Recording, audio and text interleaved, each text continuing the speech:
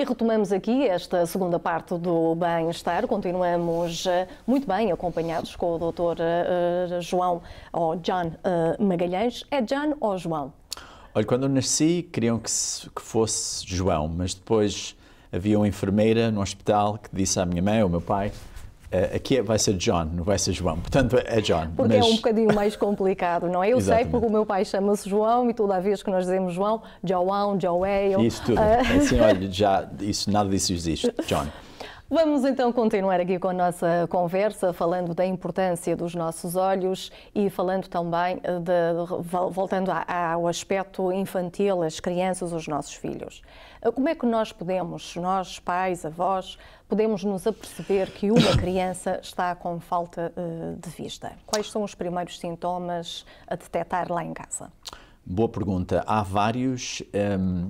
Um dos que me lembra logo aqui de repente é se o pessoal vir que é crianças com os olhos desviados para dentro ou para fora, será um sinal. Se a criança, ao mover-se, se cai, se encosta a certas paredes ou móveis em casa, será então outro sinal, talvez não poder ver bem.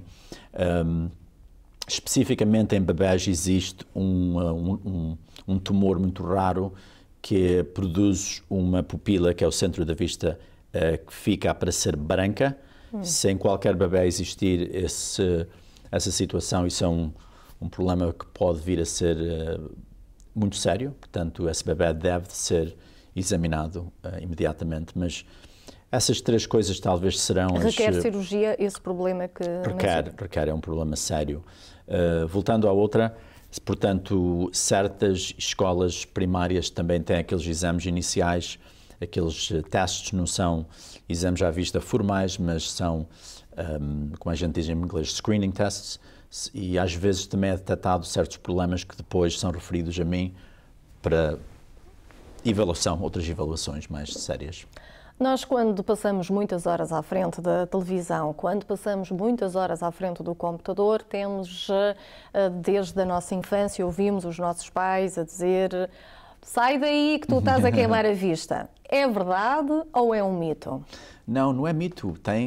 Existem certas verdades nisso. Portanto, agora, no tempo agora do vírus corona, onde muita gente, estudantes, gente que está a trabalhar em casa, está a usar os computadores, os telefones, mais a gente lá no escritório estamos a ver significativamente receitas dos óculos em crescer, e até antes do vírus, antes desta pandémica, crianças que usam os computadores, como tu disseste, os computadores, os telefones, leem muito, este pessoal tem mais miopia, mais dificuldade em ver ao longe, que depois de ano a ano, em muitos casos, cresce, e estas graduações tornam-se bem grossas e tal. E não é um mito, é de facto uma coisa que se vê, uma coisa muito comum.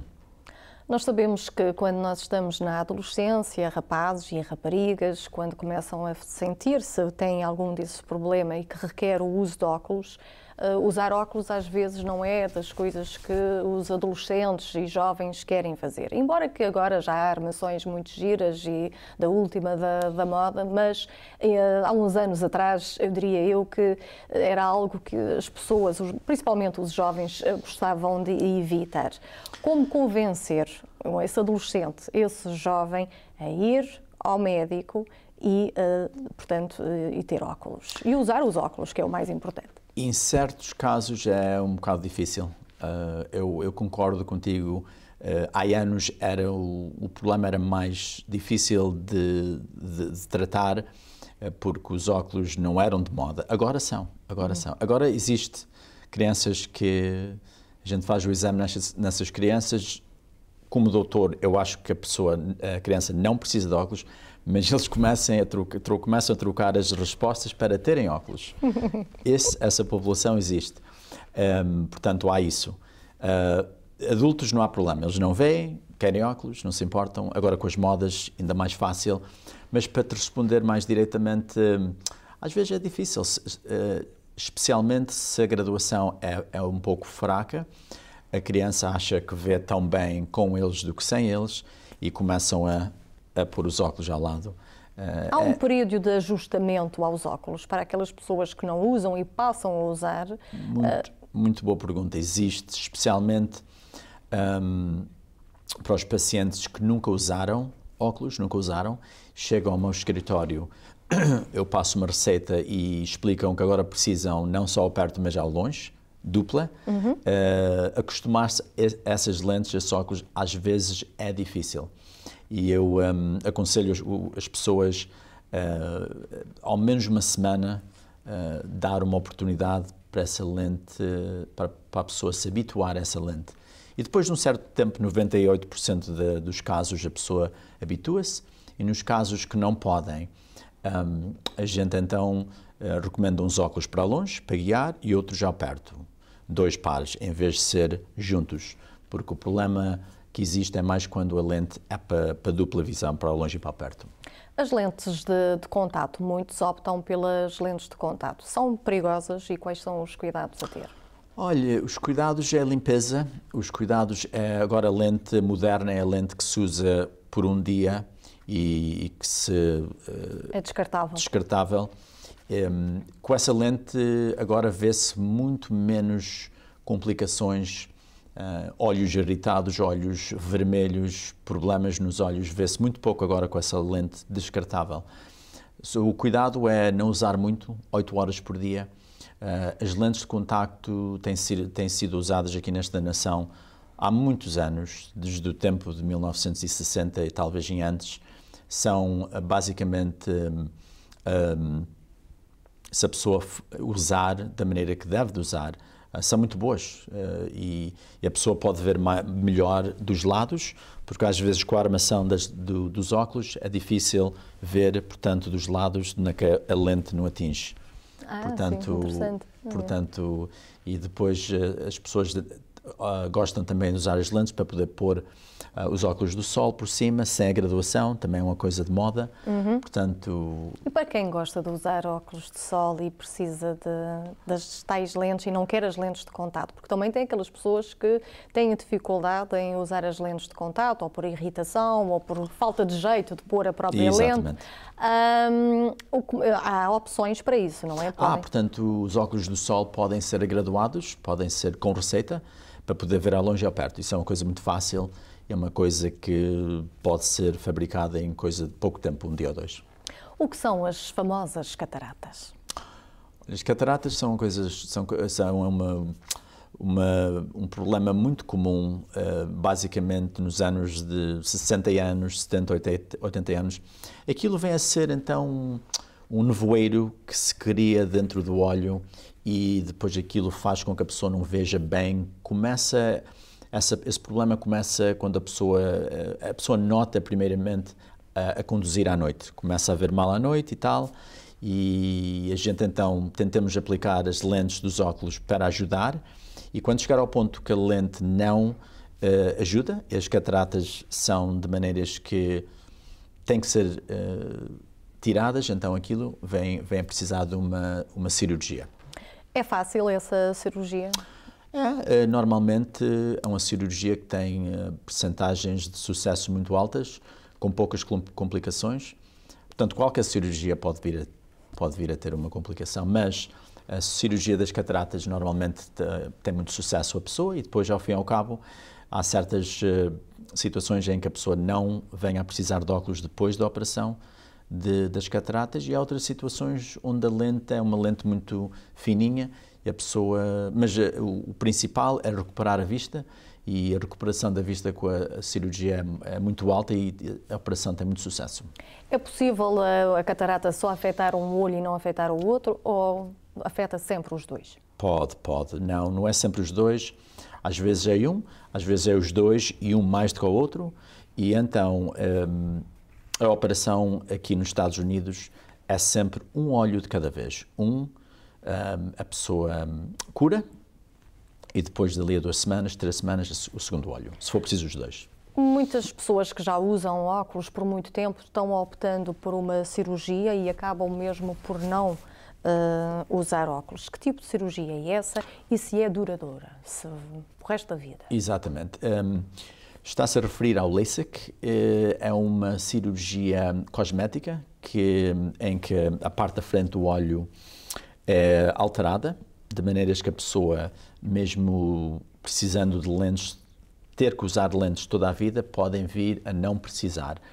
Começou aqui mais ou menos nos anos de 1970. A tecnologia naquele tempo era muito diferente do que agora. Agora é tipo laser.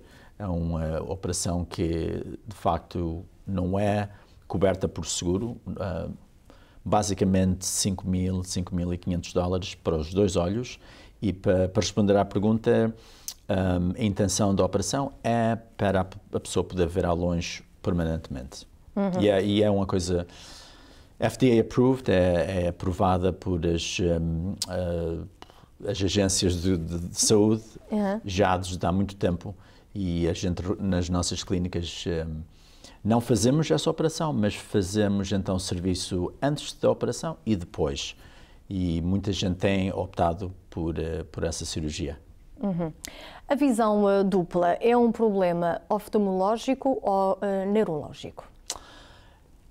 Responderia que é um problema. Se o público tiver o caso de ver duplo, esse é um problema oftalmológico e neurológico, e é um problema que tem que ser evaluado mais cedo do que mais tarde, porque pode haver consequências. Uma das possibilidades é um tumor. Também pode ser só os olhos, os músculos dos olhos ficarem um bocado fracos, mas é um diagnóstico que tem que ser feito mais cedo do que mais tarde. É uma coisa que tem que ser evaluada rapidamente. Qual é a sua recomendação para aqueles que estão lá em casa e a nos ver neste preciso momento para tratar dos olhos? Quais recomendações devemos ter? Prevenção? Ora bem, a gente já falámos no exame preventivo anual para a prevenção das doenças. Usar óculos do sol, muito importante. O que mais eu poderia recomendar? Uma boa alimentação? Boa alimentação. Ora bem, muito importante. O nosso corpo, não é só os olhos, mas o nosso corpo inteiro, responde à nutrição, que seja a nutrição apropriada. Portanto, há certas doenças dos olhos que a gente então aplica vitaminas específicas para os olhos. Por exemplo, a degeneração da mácula é uma dessas. E então, nutrição, exames anuais, prevenção. E óculos do sol, muito importante. Estamos na reta final deste bem-estar. Vamos querer saber muito mais do Dr. Magalhães, até porque nós somos muito curiosos, os portugueses são muito curiosos, não é? E então nós queremos saber o que é que o Dr. Magalhães gosta de fazer quando tem tempo livre. Qual é o seu passatempo favorito? Eu tenho muitos passatempos. Então diga 2 ou 3. 2 ou 3. Gosto de barcos, tenho um barco, gosto de pescar, gosto de caçar, gosto do desporto. Serão 3, mas eu poderia dar mais 4 ou 5. Uma viagem simplesmente inesquecível. Gostei muito da Madeira. Fui à Madeira, gostei muito das pessoas simpáticas, gostei do comer, gostei do cassino, gostei imenso do aeroporto, um bocadinho difícil aterrar naquele aeroporto, mas gostei daquilo tudo. Gostaria de ir lá outra vez, se no futuro se puder. Uma cidade? Do Funchal foi bonito. Um prato favorito? Gosto muito da carne alentejana, talvez seja o meu prato favorito. No Antónios, não sei se posso dizer isso. Pronto, já passou. Já passei. Um sonho que ainda tem por realizar, um sonho que eu gostaria imenso de realizar, se ainda tem um sonho. Ora bem, talvez escrever um livro, talvez, não é uma coisa que eu não sei o tópico, mas gostaria de algum dia fazer isso. E um cantor? Um cantor português? Pode ser português ou americano. Na minha infância sempre gostei, ainda gosto do Roberto Leal, que faleceu não há muito tempo, mas sempre gostei da música dele. Somos um canal de língua portuguesa, também tem origens portuguesas para as pessoas que estão-nos a ver lá em casa. Qual é a palavra de incentivo que dá para os jovens continuarem a falar português? É importante. Para mim tem sido uma coisa muito importante no meu trabalho. Diariamente eu uso a língua portuguesa, a fala portuguesa, a linguagem. Para mim ajuda-me a conviver melhor com o pessoal. Eles veem o nome Magalhães, imediato é uma conexão, não sei se isso é exatamente a palavra. E então, pronto, a pessoa fica logo, de outra maneira, fica mais calma, e depois o exame é muito mais fácil. Temos coisas comuns que a gente poderemos falar sobre. E então tem-me ajudado muito. Dei 9 anos de escola portuguesa, na Escola Oficial Portuguesa.